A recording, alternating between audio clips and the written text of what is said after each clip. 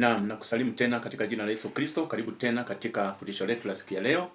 Na leo pia nimekuandalia makala maalum. Kabla hatujaingia katika fundisho letu, ni vizuri kujikumbusha yale ambayo tulijifunza katika fundisho lililokwisha kupita. Na kichwa cha fundisho hilo kilikuwa ni kwa nini makanisa mengi huanza kwa moto, halafu baada ya miaka mingi moto ule hupoa. Na tukaona kwamba mwanzoni kanisa linaanza kwa moto sana wa maombi, kunakuwa na njaa ya neno la Mungu, watu wanapendana, na vile vile kunakuwa na machozi, kunakuwa na kujitoa, kunakuwa na njaa ya kumjua Mungu. Vile vile ibada zinakuwa ni zenye nguvu, na vile vile kunakuwa na ushuhuda mkubwa, na vile vile watu wanaokoka, wanashuhudia. Na vile vile baadaye tunaona moto huo unaisha. Baada ya kanisa kuwa na moto, baadaye kunakuwa na mazoea, manake yale ni mambo ambayo wanapokutana wanayafanya kila siku, na kwa hivyo ibada zinakuwa za kawaida. Baadaye neema inaonekana ya kawaida, vile vile watu wanazoea uwepo wa Mungu. Vile vile taasisi tukaona ya kwamba zinachukua nafasi ya uhai, kama vile katiba inaundwa ya kanisa, ofisi zinaundwa, kuna kamati ambazo zinawekwa, ratiba inawekwa, kuna taratibu nyingi ambazo ziko pale. Vile vile tunaona kuna mikutano mingi, wifu unaingia, kuna miradi mingi ya kanisa, tamaa ya fedha inaingia, uzuzi unaingia, uasherati wa siri unaingia, na vile vile kunakuwa watu wanakosa kusameheana wakati wanapokosana. Na kwa hivyo haya yote inachangia kupoa kwa moto wa Roho Mtakatifu pale kanisani. Na kwa hivyo nataka tuingie katika fundisho letu la siku ya leo, na tunaona kwamba manake leo tunawazungumzia wachungaji au viongozi wa kanisa. Tunaona kwamba viongozi wengi wa kiroho hawaanguki ghafla. Kwa hivyo huwezi ukamwona mchungaji au kiongozi wa kiroho akiwa ameanguka ghafla, lakini mara nyingi huanza kwa kupoa pole pole, na moto wa maombi unaanza kupungua pole pole. Mzigo wa watu pia hupungua, na furaha ya huduma pia hupungua, halafu baadaye matatizo makubwa yanaanza kuonekana. Kwa hivyo kuna yale ambayo kiongozi anaanzia, lakini hayo mambo yanaenda yakipungua pole. Na tunaona mchungaji au kiongozi anaweza bado kuhubiri vizuri, anaweza pia kuongoza ibada na kuonekana sawa mbele za watu, lakini ndani moto umepungua. Na kwa hivyo tunaona ni muhimu kujitambua mapema.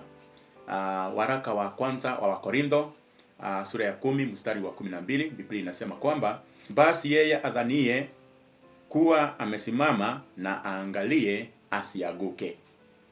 Na tutakuwa na sehemu mbili. Sehemu ya kwanza tutakuwa tunaangalia dalili hizi 12 za kupoa kiroho, na sehemu ya pili tutakuwa tunaangalia jinsi anavyoweza kurejea tena katika ule moto wa Injili. Kwa hivyo tuanze kwa kuangalia jinsi mchungaji anavyoweza kupoa kiroho, na tutakuwa na hoja 10 ambazo tutakuwa tunaziangalia. Tunapoangalia hoja ya kwanza, inasema maombi yamekuwa kazi na wala si furaha. Kwa hivyo mchungaji anaomba kwa sababu lazima, si kwa kiu ya kuwa na Mungu. Kitabu cha Zaburi sura ya 42 mstari wa kwanza, Biblia inasema kwamba kama ayala aioneavyo shauku mito ya maji. Na dalili ni kwamba hakuna hamu ya kukaa mbele za Mungu. Na tunapoangalia hoja ya pili, inasema neno la Mungu ni vifaa vya mahubiri tu. Na tunaona kwamba mchungaji anasoma Biblia kutafuta ujumbe wa watu, na si chakula cha nafsi yake. Kitabu cha Yeremia sura ya 15 mstari wa 16, Biblia inasema kwamba maneno yako yalionekana nikayala. Na tunapoangalia hoja ya tatu inasema huduma imekuwa mzigo mkubwa. Kwa hivyo kile kilichokuwa wito sasa kinaonekana kama mzigo tu. Katika Injili ya Mathayo sura ya 11 mstari wa 28, Biblia inasema kwamba Njooni kwangu nami nitawapumzisha. Katika hoja ya 4 inasema unafurahia sifa za watu zaidi ya kumpendeza Mungu. Kwa hiyo tunaona ya kwamba mchungaji anaguzwa zaidi na pongezi kuliko uwepo wa Mungu. Na tunapoangalia waraka wa Galatia sura ya 1 mstari wa 10, Biblia inasema kwamba je, nawapendeza wanadamu au Mungu? Tunapotizama au angazia hoja ya 5, inasema huna machozi kwa walioteka. Kwa hivyo tunaona hakuna mzigo wa waliopotea, waliovunjika au wanaoteseka. Waraka wa Warumi sura ya 9 mstari wa 2, Biblia inasema kwamba nina huzuni nyingi na maumivu yasiyokoma moyoni mwangu. Na vile vile tunaona hoja ya 6 ambayo inasema dhambi ndogo zimekuwa za kawaida. Na tunaona hasira, tamaa, kiburi, uongo mdogo, wivu hazikusumbui tena au hasimsumbui huyu mchungaji tena. Kwa hivyo tunaona kutoka katika waraka wa Efeso sura ya 4 mstari wa 30, Biblia inasema kwamba wala msimhusishe Roho Mtakatifu. Na tunapoangalia hoja ya 7, Biblia inasema unajilinganisha na viongozi wengine. Na tunaona ya kwamba mchungaji anaangalia nani ana watu wengi, pesa nyingi na umaarufu mkubwa.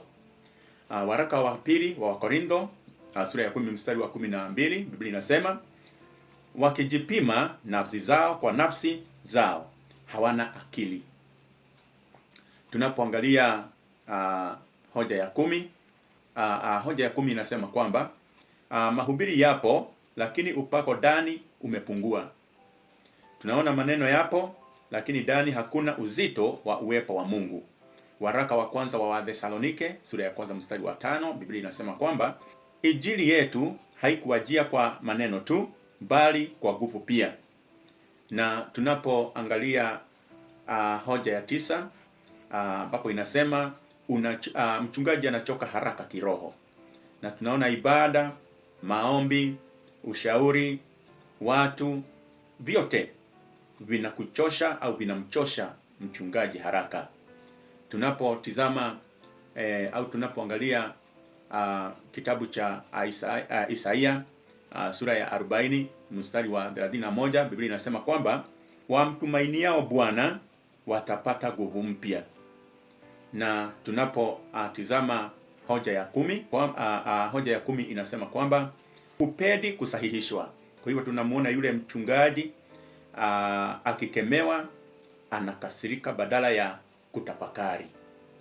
Na katika kitabu cha Methali sura ya 12 mstari wa 1, Biblia inasema kwamba apendaye maonyo hupenda maarifa. Katika hoja ya 11 pia inasema kwamba siri ya maisha imepotea. Na tunaona ya kwamba mchungaji au kiongozi wa kanisa anaonekana madhabahuni vizuri lakini faragani ako mbali. Kwa hivyo tunaona tunapoangalia Injili ya Mathayo sura ya 6 mstari wa 6, Biblia inasema ingia chumbani mwako. Na tunapoangalia hoja ya 12 ambayo inasema mchungaji hana furaha ya wokovu. Kwa hivyo mchungaji ana huduma lakini amepoteza furaha ya ndani. Kwa hivyo tunapoangalia kitabu cha Zaburi sura ya 51 mstari wa 12, Biblia inasema unirudishie furaha ya wokovu wako. Na kwa hayo ndio tuliyokuwa nayo katika sehemu hii ya kwanza. Na tunaona ya kwamba kama wewe ni mchungaji, tunaona unapoanza kwa moto wa Roho Mtakatifu unapohubiri sana, unapoomba sana, unapofunga, unapowapenda wachungaji unapowapenda washiriki sana, na unapofanya kazi ya Mungu kwa dhati. Lakini kadri unavyoendelea, moto wa Roho Mtakatifu unaendelea ukipungua pole. Kwa nini moto wa Roho Mtakatifu unapungua pole? Kwa hivyo ni lazima wewe mwenyewe uweze kujiangalia, uangalie yale mambo ambayo pengine yanakusugua, pengine zile changamoto ambazo unakumbana nazo ambazo zinaweza kukurudisha nyuma kama mchungaji.